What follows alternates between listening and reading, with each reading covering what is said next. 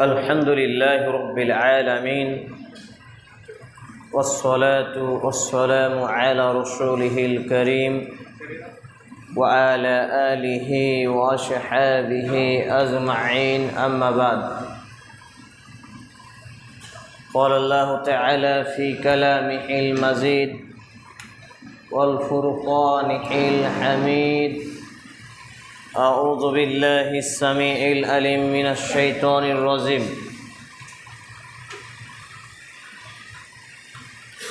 يا أيها الذين آمنوا اتقوا الله حق تقاته ولا تموتن إلا وأنتم مسلمون وقال الله تعالى إن الدين عند الله الإسلام عن أبي هريرة رضي الله تعالى عنهما قال رسول الله صلى الله عليه وسلم أكثر الذكر هذه اللذات يعني الموت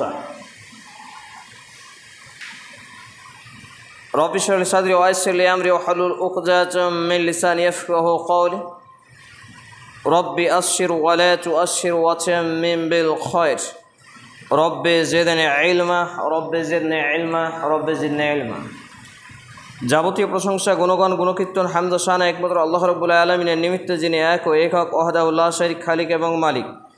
যে আল্লাহ রাব্বুল আলামিনের প্রশংসার ধারা শেষ করা অসম্ভব, তারই প্রশংসা করত আন্তরিকতার সাথে। ছোট্ট একটি ভাষা একযোগে একসাথে উচ্চস্বরে পাঠ করি, আসুন আমরা বলি ফেরি আলহামদুলিল্লাহ। অতঃপর অসংখ্য দরুদ ও সালাম শান্তির ধারা বিবর্ষিত হোক আখির নবী নবী রাহমাতুল লিল আলামিন, বিশ্ব মানবতার মুক্তির দিশারি মুহাজ্জা মহাপুরুষ মুহাম্মদুর রাসূলুল্লাহ সাল্লাল্লাহু আলাইহি ওয়াসাল্লামের প্রতি আমরা বলি আল্লাহুম্মা সাল্লি আলাইহি আল্লাহুম্মা বারিক আলাইহি সাল্লাল্লাহু তাআলা আলাইহি ওয়াসাল্লাম। আনা তালিবুল ইলম, আমি একজন ইসলামের ছাত্র হিসেবে আজকের জুমার খুতবার আলোচনার বিষয়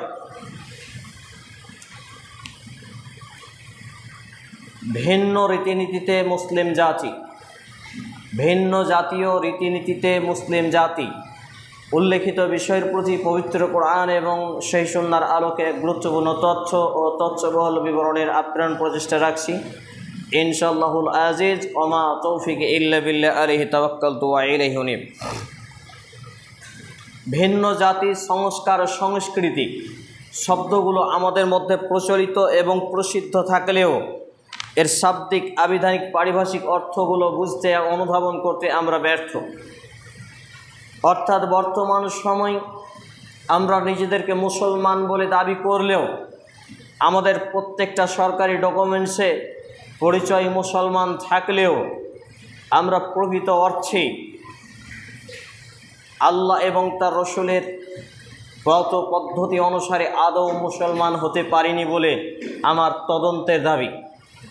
সম্মানিত উপস্থিতি ভাই এবং বন্ধুগণ, বিশেষ করে এই জুমার দিন, যেটা সাপ্তাহিক একত্রিত হওয়ার দিন, 7 দিনে একটি দিন আনুষ্ঠানিকতার দিন, ছোট ঈদ বা ঈদের দিন এবং আঞ্জুমান একত্রিত হয়ে মনোযোগ সহ খুতবা শ্রবণ করার দিন। সপ্তাহে 6টা দিন আমরা কিভাবে চললাম, কিভাবে বললাম, কিভাবে উঠলাম, বসলাম, খেলাম, আদান প্রদান করলাম, তার সাপ্তাহিক রুটিন তৈরি হবে এবং সংস্কার সংশোধন হবে এই শুক্রবারের দিন এসে। অত্যন্ত লজ্জাকর বিষয়, আপনাদের এই মসজিদে এটি আমার 12তম খুতবা। এর আগে 11 বার খুতবা হয়েছে আলহামদুলিল্লাহ। বারবার একটি কথা বলেছি, সামনের কাতার ফাঁকা রেখে দ্বিতীয় কাতারে বসার কোনো বিধান নেই। অথচ দেখুন সামনে কাতারে জায়গা ফাঁকা পড়ে আছে, অথচ দেখুন দ্বিতীয় কাতার ফাঁকা পড়ে আছে। এইভাবেই আমাদের দিবারাত্রি কেটে যাচ্ছে, আমরা এগুলোকে ভ্রুক্ষেপ করছি না। কিন্তু যদি সরকারিভাবে কোনো ঘোষণা আসতো এক্ষুনি আমাদের উপরে, আমার আপনার উপরে, বিডিও অফিসে কোনো ঘোষণা আসতো এবং বলা হতো যাতে একটা পিঁপড়েও ঢুকতে না পারে, এভাবে আপনারা বসেন, তাহলে আমরা সেইভাবেই বসতাম। কিন্তু আল্লাহর বিধান, বিশ্বজাহানের প্রতিপালকের বিধান, আর এই বিধানকে আমি আর আপনি অবজ্ঞা করে হেলায় অবহেলায় কাটিয়ে দিচ্ছি আর মনে করছি বাস ইমাম সাহেবের খেয়ে দেয়ে কাজ নেই, শুক্রবারের দিনে উঠবে, উঠে 2-4টা বাতেলা মারবে, সময় শেষ হয়ে যাবে, বাস। যারা আমরা এরকম নেচার তৈরি করেছি আমাদেরকে অবশ্যই সংশোধন হওয়া উচিত, নইলে আমরা ধ্বংসের দ্বার প্রান্তে পৌঁছে গেছি। দ্বিতীয়ত, বিজাতীয় সংস্কার, সংস্কৃতি এবং রীতিনীতি তারা বিভিন্ন সাপ্তাহিকভাবে, মাসিকভাবে, বাৎসরিকভাবে তাদের ধর্মীয় উৎসবগুলো পালন করে থাকে। তারা সেখানে আয়োজিত হয়, একত্রিত হয়, কোনো রুলস নেই, সিস্টেম নেই, বিধিবিধান নেই। বাপদাদা যেভাবে বলে এসেছে, চলে এসেছে, সেইভাবেই চলে। একই রকমভাবে আমরা যারা মুসলমানে এখনকার দাবি করছি, আমাদেরও অবস্থান কিন্তু একই রকম হয়ে গেছে। আমরাও মনে করছি জুমার দিনে কোনো রকম হাজিরা দিলেই তো হলো, এর নিয়ম কি, নীতি কি, বিধান কি, আর কি কি, এইভাবেই চলছে। অথচ বহুবার বলেছি, শতবার বলেছি, 1200 প্লাস বক্তব্য ইউটিউবে পাবেন আমার, টোটাল বক্তব্য 1700 প্লাস পাবেন। প্রত্যেকটা জায়গাতে আপনি তদন্ত করলে, একটু ঘাঁটাঘাঁটি করলে, খুঁজে দেখলে পাবেন, যেখানে আমি বরংবার নয় শতবার বলেছি যে জুমার দিনের একটা নিয়ম নীতি আছে, একটা বিধান আছে। সকাল সকাল গোসল নিজে করবেন, পরিবার, ছেলে মেয়ে, স্ত্রীকে গোসল করার আদেশ করবেন, মিসওয়াক করবেন, দাঁতন করবেন, সুন্দর করে হাতের নখ, পায়ের নখগুলো কাটবেন, গোফ কাটবেন।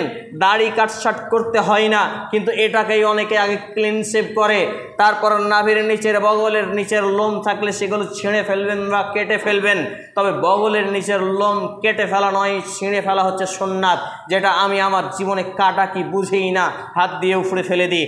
সম্মানিত উপস্থিতি ভাই এবং বন্ধুগণ, সুন্দর ড্রেস পোশাক পরবেন, অজু করবেন, সুগন্ধি আতর লাগাবেন, মসজিদে পানে ফার্স্ট টাইম চলে আসবেন। আপনি এখন সারা রাত জেগে যে লোকটা তাহাজ্জুদ পড়েছে, কোরআন তেলাওয়াত করেছে, এই লোকটার সমান নেকি আপনি পেয়ে যাবেন। পড়ি সুবহানাল্লাহ। যদি আপনি ফার্স্ট ব্যক্তি হন, একটা উট কুরবানি দিলে যেই সওয়াব, যেই নেকি অর্জিত হয়, আপনি প্রথম ব্যক্তি এসে মেম্বারের সামনাসামনি বসতে পারলে, সুন্নাত পড়তে পারলে, আপনি সেই নেকির হকদার হবেন। বলি সুবহানাল্লাহ। কিন্তু আমরা এগুলো জানি না এবং মানি না। আপনি দ্বিতীয় ব্যক্তি হলে একটা গরু কুরবানি করার সমান সওয়াব পাবেন, তৃতীয় ব্যক্তি হলে একটি খাসি, চতুর্থ ব্যক্তি হলে একটি মুরগি, পঞ্চম ব্যক্তি হলে একটা মুরগির ডিম। এই করে করে কয়েকটা সিরিয়াল আছে। তারপরে যারা আসবে তারা সাধারণ, তাদের আর কোনো বেনিফিট নেই। কিন্তু এই বিধান আমার আপনার কোথায়? সুগন্ধি লাগানোর সময় নেই। এই যে আপনাদের রেলগেটে পড়েছি, দাঁড়িয়ে থাকা যায় না বিড়ির ধোঁয়ার জ্বালাই। আমি 2 জন ব্যক্তি, টোটোওয়ালা বিড়ি খাচ্ছে। আমি বললাম পাবলিক প্লেসে তো বিড়ি খাওয়া অন্যায়। তা আমাকে বলছে আপনি আমাকে আইন শেখাচ্ছেন, কজনকে পারবেন মানাতে? চিন্তা করুন। আমি বললাম হয় ধোঁয়া তোমাকে গিলে খেতে হবে, নইলে এখানে তোমাকে বিড়ি ফেলে দিতে হবে। এটা পাবলিক প্লেস। শেষে ফেলে দিতে বাধ্য হলো। তবে আমার এবং আপনার মতো নামধারী মুসলমানদের পকেটে থাকার কথা ছিল একটা দাঁতন, মিসওয়াক আর একটা আতরের কোটা সুগন্ধি। এই দুটোই কারো পকেটে খুঁজে পাবেন কিনা জানি না। হয় বিড়ি পাবেন, দেশালাই পাবেন, খৈনির ডাব্বা পাবেন, আর সিগারেট পাবেন। তাহলে মুসলমান আমরা কি আদৌ হতে পেরেছি, নাকি বিজাতীয় রীতিনীতি, সংস্কার, সংস্কৃতিতে ঢুকে গেছি? আমি এভাবে খুতবা দিই বলে অনেকেই বলে আপনি সবই শুধু আমাদের ভুলগুলোই ধরেন, তাহলে আমরা বাঁচবো কি করে? তাহলে সবই যদি আপনারা ভুলের মধ্যে ডুবে থাকেন, দোষটা আমার না আপনাদের? বলেন। মনে করেন আপনার পা থেকে মাথা পর্যন্ত পুরো শরীরে গোবর লেগে আছে, তা আমি এটাকে গোবর বলবো না আতর বলবো?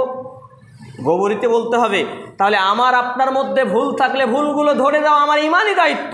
এই খুতবায় উঠেছি, আমি যদি হক কথা, সত্য কথা না বলি, কিয়ামতের মাঠে মিশকাতুল মাসাবি হাদিস নাম্বার 5259 ক্রমিক নম্বরে আল্লাহ রাসূল সাল্লাল্লাহু আলাইহি সাল্লাম বলছেন, কেউ যদি হক না বলে, সত্য না বলে, কোরআন এবং হাদিসের সঠিক কথা না বলে, জাহান্নামকে যেমন ঘোড়ার লাগাম পরানো হয়, ওই ব্যক্তিকে জাহান্নামের লাগামকে পরিয়ে টেনে হেঁচড়ে জাহান্নামে নিক্ষেপ করা হবে। তাহলে আমি কি জাহান্নামে যেতে চাই নাকি জান্নাতে যেতে চাই? জান্নাতে যেতে যাই, তাহলে আমাকে সত্য বলতে হবে। সম্মানিত উপস্থিতি ভাই এবং বন্ধুগণ, দ্বিতীয় খুতবার পরে প্রথম দফায় আপনাদের সামনে একটি আয়াত পাঠ করেছি। সে আয়াতটি খুবই প্রসিদ্ধ আয়াত, যেটি প্রথম খুতবায় পড়তে হয়। আল্লাহ রাব্বুল ইজ্জাত তিনি বলছেন, ইয়া আইয়ুহাল্লাযীনা আমানুত্তাকুল্লাহা হাক্কা তুকাতিহ ওয়া লা তামুতুন্না ইল্লা ওয়া আনতুম মুসলিমুন। হে ঈমানওয়ালা সম্প্রদায়, ঈমানওয়ালা সম্প্রদায়কে আমার মতো আপনার মতো হতভাগা যারা শুক্রবার মসজিদে এসেছি, যারা খাসি গরু কুরবানি দিই, মূলত আমাদেরকে ঈমানওয়ালা করে মার্ক ট্যাগ টার্গেট করে আল্লাহ তাআলা বলছেন, তোমরা যারা ঈমান এনেছো শুনে রাখো, ইত্তাকিল্লাহ, আল্লাহকে ভয় করো। হাক্কা তুকাতিহ, যথাযথ আল্লাহকে ভয় করো, সত্য সত্য আল্লাহকে ভয় করো। ইল্লা ওয়া আনতুম মুসলিমুন, আর জেনে রাখো অন্ততপক্ষে মুসলমান না হয়ে মৃত্যুবরণ করো না। তাহলে আমি আর আপনি কি আদৌ মুসলমান হতে পেরেছি কিনা যখন কোরআন এবং হাদিস আমি আপনি পড়ব তখন তোই বুঝবো। এই যে গত 7 দিন ধরে বিছানায় শায়িত ছিলাম অসুস্থতার কারণে, আব্বাজান রাহিমাহুল্লাহ মৃত্যুবরণ করেছেন গত মাসের আগস্ট মাসের 3 তারিখে।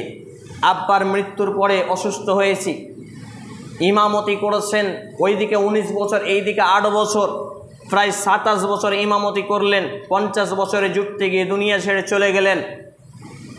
আব্বার মৃত্যুর শোকে শোকাহত হয়ে অসুস্থ হয়ে পড়লাম, 7 দিন বিছানাধীন হয়ে পড়েছিলাম। এমতো অবস্থায় আমি একটা জিনিস উপলব্ধি করেছি এবং গবেষণা করেছি।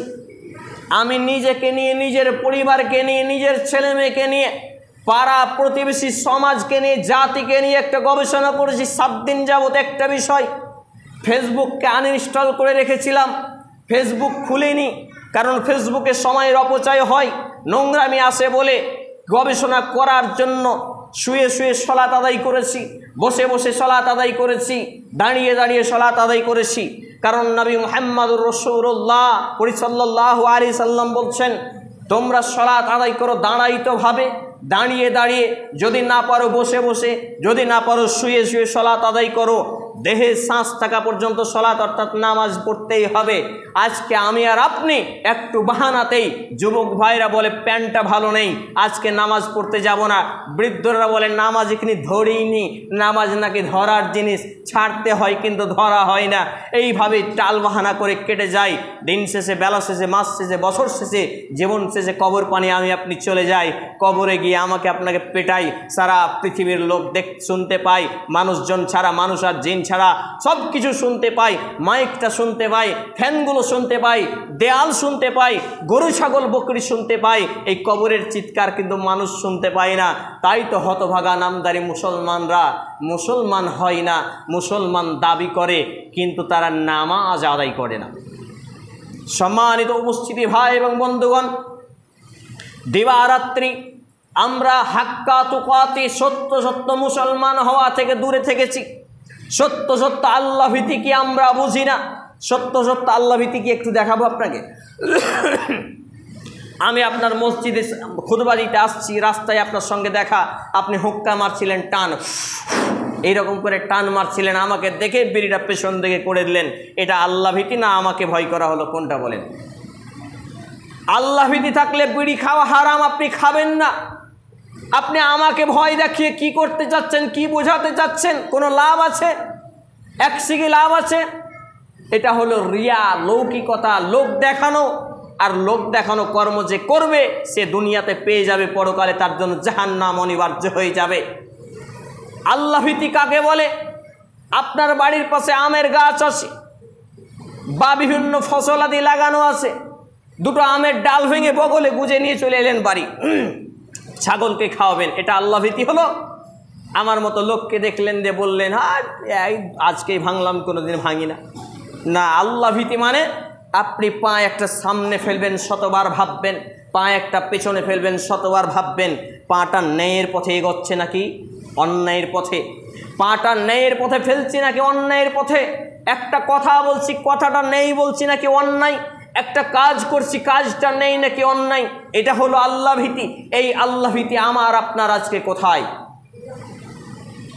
আর যথারীতি সত্য সত্য মুসলমান না হয়ে মৃত্যুবরণ করা, সত্য সত্য মুসলমান না হয়ে মৃত্যুবরণ করে, হাঁটু ছেড়ে দেওয়া হয়, হাঁটু গেড়ে বসতে হয় না জুমার দিন।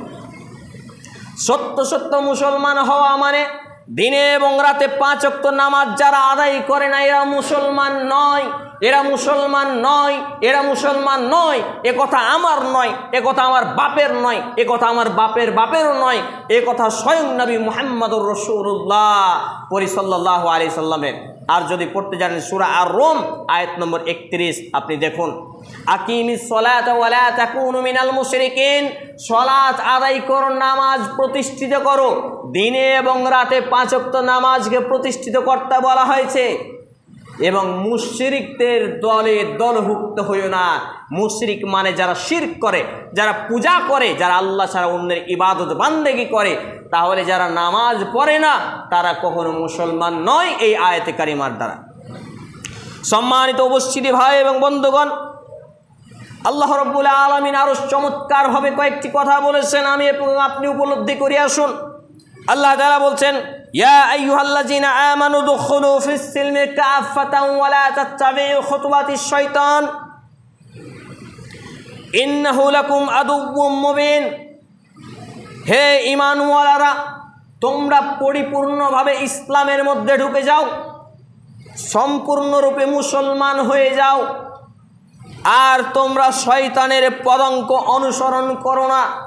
নিশ্চয়, নিশ্চিত, সুনিশ্চিত শয়তান হলো তোমাদের প্রকাশ্য শত্রু।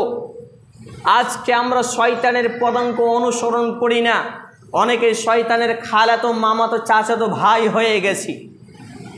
শয়তানি আমাদের দেখে লজ্জা পায়। তার কয়েকটি বিষয়ে আমি আপনাকে তুলে ধরতে চাই। একটি হলো বিভিন্ন উৎসব পালন করা। এই যে আপনি 5ই সেপ্টেম্বর পালন করছেন, এই যে আপনি 12ই রবিউল আউয়াল নবী দিবস পালন চলছে আজকে, এই যে চলে গেল স্বাধীনতা দিবস, এই যে চলে গেল জন্মবার্ষিকী দিবস, এই যে চলে গেল মৃত্যু দিবস, একটা একটা করে শত শত দিবস আমাদের মধ্যে চলছে। বলুন, যদি নবী দিবস, জন্ম দিবস পালন করা জায়েজ হতো, তাহলে এই বিধান আগে সর্বপ্রথম কে পালন করতেন? আবু বকর সিদ্দিক রাদিয়াল্লাহু তাআলা আনহু। কারণ তিনি নবী মুহাম্মদ সাল্লাল্লাহু আলাইহি ওয়াসাল্লামের কাছে যত সময় ছিলেন, তাকে যত বেশি ভালোবেসেছেন, আমি এবং আপনি তার নখ বরাবর পারবো না। অথচ নবী মুহাম্মদুর রাসূল সাল্লাল্লাহু আলাইহি সাল্লামের জন্মদিবস, নবী দিবস 12ই রবিউল আউয়াল পালন তিনি করেননি। তারপরে উমর ইবনুল খাত্তাব রাদিয়াল্লাহু তাআলা আনহু, তারপর উসমান রাদিয়াল্লাহু তাআলা আনহু, তারপর আলী রাদিয়াল্লাহু তাআলা আনহু, খোলাফার রাশিদার যুগ চলে গেল, সাহাবায়ে কিরামের যুগ, তাবেঈনদের যুগ, তাবেঈনদের যুগ, ওলামায়ে কিরামদের যুগ। আপনি একটা বিধান দেখান যেখানে নবী দিবস, জন্ম দিবস, মৃত্যু দিবস, বার্ষিকী দিবস পালন হয়েছে। আজকে আপনি দেশপ্রেম দেখাতে গিয়ে বিভিন্ন অনুষ্ঠান পালন করছেন। আর দেশপ্রেম কি অনুষ্ঠান পালন করে হয়, নাকি দেশের মানুষের সেবা করে হয়, দেশের মানুষের উপকার করে হয়? বলেন দেখি, বোঝাতে পারছি না। আপনার বাপ এবং আপনার মাকে আপনি ভালোবাসেন, এ কথাটা শুধু মুখে বলবেন, আর অনুষ্ঠান বছর এলে কেক কেটে একদিন খাইয়ে দিবেন, আর 365 দিনে 364 দিন খেতে দেবেন না, লাত ঝাঁটা দিবেন, এটাকে বাপ মায়ের ভালোবাসা বলে নাকি? তাহলে প্রকৃত বাপ মায়ের ভালোবাসা হলো 365 দিনে বাপ মায়ের সেবা করা। একই রকমভাবে দেশপ্রেম হলো, দেশের প্রতি ভক্তি হলো। আমি হাবিবুল্লাহ মনে করি আমার থেকে বড় দেশভক্তি আর কেউ নেই এলাকার মধ্যে। এর কারণ হচ্ছে আমি বিড়ি পর্যন্ত খাই না, বিড়ি পর্যন্ত পাশে খেতে দিই না। কেন? আমি যদি বিড়ি খাই নিজে রোগাক্রান্ত হব, অসুস্থ হব। আমার বিড়ির ধোঁয়া ভালো মানুষের শরীরে যাবে, সে তার থেকে বেশি রোগাক্রান্ত হবে। তাহলে আমি নিজেরও ক্ষতি করলাম না, অন্যের ক্ষতি করলাম না। মানে আমি দেশকে ভালোবাসি, আমি দেশের সেবা করলাম, আমি মানবিক, প্রকৃত মানবিক। এইরকম ব্যক্তি কজন আছে দেখান, দেখান দেখি। একই রকমভাবে আপনার ছেলেটা ডিজে গান বাজিয়ে বেড়ায়, আপনি গান বাজান। এই গান বাজাতে গিয়ে কারো কষ্ট হয় কি হয় না? অসুস্থ লোকেদের কষ্ট হয় তো? কেউ জানে না মনে হচ্ছে। ডিজে যখন বাজে অসুস্থ লোক ধাক ধাক ধাক ধাক করে, তার হার্ট অ্যাটাকের উপক্রম হয়। আমার মা যেদিন মারা যাচ্ছেন তার 3 দিন আগে, আজ থেকে 49 মাস আগে যখন মা মারা গেলেন, তার 3 দিন আগে আমার পাড়াতে ডিজে চলছে ধুমধারাক, এত পরিমাণে ডিজে। মা বলছে, বেটা মনে হচ্ছে আমি আর বাঁচবো না। এই যে ডিজের ধাক্কা, অথচ প্রশাসনিক লেভেলে এর কোনো বাধা বিপত্তি তেমন পাওয়া যায় না, কিন্তু সংবিধানে আইন আছে, আইন আছে। আপনি পাবলিক প্লেসে গান বাজাতে পারেন না, মোবাইলেও গান বাজাতে পারেন না, আপনি মরলে নিজে কানে হেডফোন ভরে মরেন। পাবলিক প্লেসে বিড়ি খেতে পারেন না, ধোঁয়া পর্যন্ত গিলে খেতে হবে, নইলে আপনাকে পাশালে খেতে হবে। একটা লোক যদি আপনাকে নিষেধ করে এখানে বিড়ি খেও না, আপনি যদি প্রতিবাদ করেন, গুন্ডামি মাস্তানি করেন, আইনিভাবে আপনার পিঠের চামড়া তোলারও ক্ষমতা আছে। আপনি হয়তো জানেন না বলেই যা ইচ্ছা তাই করেন। সম্মানিত উপস্থিতি ভাই এবং বন্ধুগণ, তাহলে যতগুলো বিষয় আজকে আমাদের মধ্যে চলছে, বিজাতীয় রীতিনীতি সংস্কার সংস্কৃতির মধ্যে আজকে আমরা মুসলমান দাবি করি, তারা বাৎসরিকভাবে বিভিন্ন অনুষ্ঠান করে, পূজা উদযাপন করে, তাদের উৎসব উদযাপন করে, আর আজকে আমাদের মুসলমানের বাচ্চা মুসলমানরা সেইগুলোতে যে সময় কাটায়। বলেন মুসলমান আজকে মুসলমান আছে কোথায়? তাহলে আল্লাহ রাব্বুল আলামিন কি বললেন? ইয়া আইয়ুহাল্লাযীনা আমানু দুখুলু ফিস সিলমি কাফাতাও ওয়া লা তাত্তাবিউ খুতুওয়াতিশ শাইতান ইন্নাহু লাকুম আদুউম মুবিন। হে ঈমানদারগণ, তোমরা পরিপূর্ণভাবে সম্পূর্ণরূপে টোটালটাই ফুল বডি ইসলামের মধ্যে ঢুকে যাও, দাখিল হয়ে যাও, প্রবেশ করো। ওয়ালা তাত্তাবিউ খুতুওয়াতিশ শাইতান, এবং শয়তানের পদাঙ্ক অনুসরণ করো না, শয়তানের পিছু পিছু কাজ কাম করিও না, শয়তানের অনুসরণ করে কোনো কাজকর্ম করিও না। জেনে রাখিও শয়তান হলো তোমাদের প্রকাশ্য শত্রু। সূরা আল বাকারা 2 নম্বর সূরা 2তম পারা 32 নম্বর পৃষ্ঠা আয়াত নম্বর 208 আল্লাহ সুবহানাহু ওয়া তাআলা সুন্দরভাবে আমাকে আপনাকে জানিয়ে রেখেছেন। কিন্তু আমি এবং আপনি মূর্খ হওয়ার ফলে, ধর্মীয় জ্ঞান না থাকার ফলে, সামাজিক জ্ঞান না থাকার ফলে, দেশীয় সাংবিধানিক জ্ঞান না থাকার ফলে খাই পায়খানা করি, ঘুমাই আর জীবন কাটাই, আর মনে করি আমি তো বড়। সম্মানিত উপস্থিতি ভাই এবং বন্ধুগণ, এভাবে আমাকে এবং আপনাকে আল্লাহ রাব্বুল আলামিন পরিপূর্ণ ইসলামে ঢুকতে বললেন। কিভাবে ঢুকবো, কিভাবে পরিপূর্ণ ইসলামে ঢোকা যায়, একটু আপনাকে উদাহরণ দিই। আজকাল বর্ষার মৌসুমে অত্যাধিক মশা লাগছে না? এই মশা লাগার সময় আমরা কিভাবে ঘুমাই? মাথাটা বের করে দিই, শরীরটা মশারির ভিতরে ঢুকে থাকে, তাই তো? হাতগুলো বের করে দিই মশারির বাইরে, আর বাকিগুলো মশারির ভেতরে। একটা পা মশারির বাইরে আর বাকিগুলো মশারির ভিতরে, নাকি? মশার কামড় থেকে বাঁচার জন্য আমি এবং আপনি মশারির ভেতরে ঢোকা বুঝি। জাহান্নাম থেকে বাঁচার জন্য, জান্নাত পাওয়ার জন্য ইসলামের মধ্যে ঢোকা বুঝি না। তাহলে আমার থেকে বড় মূর্খ আর কে হতে পারে? চিন্তা করুন, আমি আমাকে দিয়ে উপমা দিচ্ছি, মানে আমি এমনটি নয়, আপনি এর মধ্যে। আরে আমি তো ভিন্নভাবেই চলি, আলহামদুলিল্লাহ। সম্মানিত উপস্থিতি ভাই এবং বন্ধুগণ, আপনার ছেলেটা মশারির ভিতর থেকে হাতটা বের করে দিয়েছে, আপনি বাপ বলছেন আব্বু মশাই কামড়ে নিবে, আব্বু ঢুকে যাও, ভিতরে ঢুকে যাও। দেখেন আপনি মশারির ভিতরে ঢোকা বোঝেন। আপনার ছেলেটা মোবাইলে গান বাজাচ্ছে, কার্টুন দেখছে, বিভিন্ন ফিল্ম দেখছে, কমেডি দেখছে, আপনি একবারও বলছেন না আব্বু জাহান্নামে যাবে, এটা ফেলে দাও, এটা দেখিও না, একবারও বলেন না। দেখেন, তাহলে আমরা জাহান্নাম থেকে বাঁচার জন্য ইসলামে ঢোকা বুঝি না, মশার কামড় থেকে বাঁচার জন্য, ডেঙ্গু ম্যালেরিয়া টাইফয়েড থেকে বাঁচার জন্য মশারির ভিতরে ঢোকা বুঝি। তাহলে আমাদের মতো নির্বোধ, আমাদের মতো অযোগ্য মুসলমান আর কে হতে পারে? সম্মানিত উপস্থিতি ভাই এবং বন্ধুগণ, আমি আপনাকে যেটা শেষ মেসেজ দিতে যাচ্ছি, যে হাদিসটি আপনার সামনে পড়েছিলাম, সেটা হচ্ছে আন আবি হুরায়রা রাদিয়াল্লাহু তাআলা আনহু قال قال رسول الله صلى الله عليه وسلم اكثر الذكر هذه اللذات يعني الموت। আবু হুরায়রা রাদিয়াল্লাহু তাআলা আনহু তিনি বলছেন, নবী মুহাম্মদুর রাসূলুল্লাহ সাল্লাল্লাহু আলাইহি ওয়াসাল্লাম বলেছেন, তোমরা দুনিয়ার স্বাদ নষ্টকারী, পৃথিবীর রং তামাশা নষ্টকারী, দুনিয়ার আনন্দ উল্লাসকে বিনষ্টকারী, দুনিয়ার ভোগ বিলাসিতা নষ্টকারী বিষয়কে বেশি বেশি স্মরণ করো। সেটা হচ্ছে কি? ইয়ানিল মাউতা, অর্থাৎ মৃত্যুকে বেশি বেশি স্মরণ করো। আমি এবং আপনি বোধহয় মৃত্যুকে খুব বেশি স্মরণ করি, তাই তো? আমি এবং আপনি মৃত্যুকে খুব বেশি স্মরণ করি বলেই মুয়াজ্জিন মসজিদে রাখছে আস-সালাতু খায়রুম মিনান নাওম, ঘুম থেকে সালাত উত্তম। আর আমি আর আপনি বালিশটা কানের উপরে এভাবে চাপা দিয়ে বলছি এখন তো ঘুমটাই পূরণ হয়নি, কারণ রাত্রে 2টা 2:30টায় তো ঘুমিয়েছি। আর শয়তানের চোখে মুখে কানে মুতে ভরে দিয়েছে, আর আমি আর আপনি আনন্দের ঘুম ঘুমাচ্ছি। এটাই মুসলমান। আবার জোহরে মুয়াজ্জিন বলছে হাইয়া আলাস সালাহ, সাফল্যের জন্য, সালাতের জন্য এসো।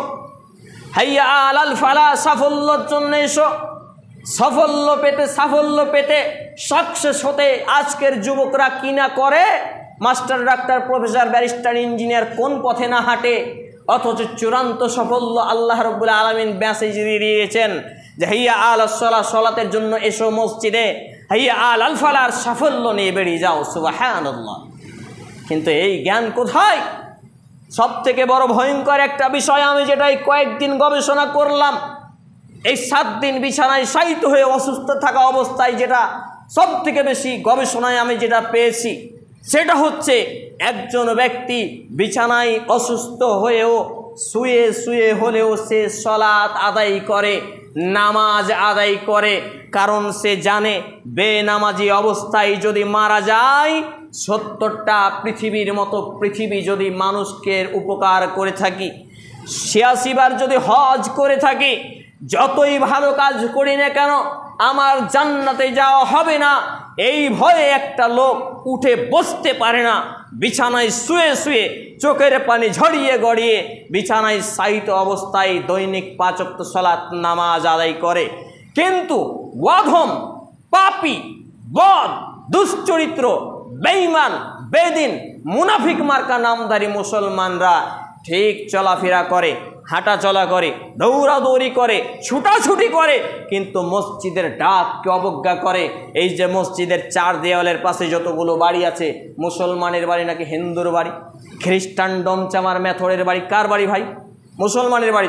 তো মুসলমানের বাড়ি, সে ডাকটা যখন মুয়াজ্জিন দিচ্ছে, মুয়াজ্জিন তার আব্বার ডাক দিচ্ছে, বলছে যে আমার আব্বা ডাকছে এসো, এ কথা বলছে।